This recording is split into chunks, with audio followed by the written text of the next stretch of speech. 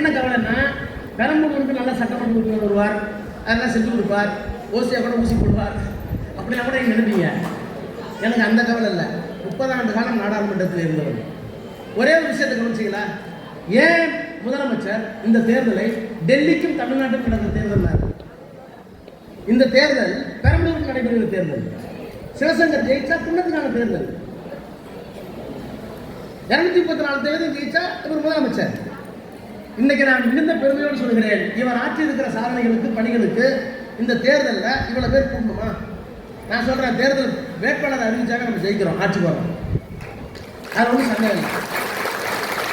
நான் ஏன் சொல்றேன்னா, நமக்கு பிடிக்காத வடநாட்டு பத்திரிகைலாம் எழுதுறாங்க. இப்போ 2 நாளாக வந்து தலைவர் சொல்லி பல சேனலுக்கு இங்கிலீஷ் சேனல் தான் பேட்டி கொடுத்துருக்கேன்.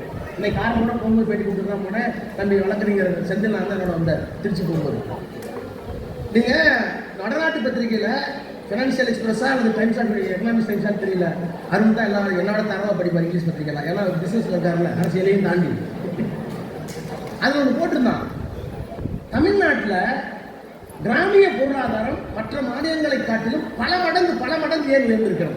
Rural economy how it was boosted அப்படின்னு ஒரு ஆய்வு பண்றாங்க. திடீர்னு கிராமிய தொழிற்சாலை வர்றது வேற, நகர்ப்புறத்தில் எல்லாம் புதுசா வர்றது வேற, ஆனால் கிராமத்தில் உழைக்கும் மக்களின் பொருளாதாரம் ஏன் உயர்ந்திருக்கிறது என்பது ஒரு ஆராய்ச்சி. அந்த ஆராய்ச்சி பண்ணும்போது அதை என்ன சொல்றாங்க, ஒரு 3000 குடியிருப்புகள் இருக்கிற ஒரு கிராமம், அந்த கிராமத்தில் இருக்கிற 3000ல் ஒரு 2900 பேரோ அல்லது 3000 உரிமை தொகை பெண்கள் வாங்குறாங்க.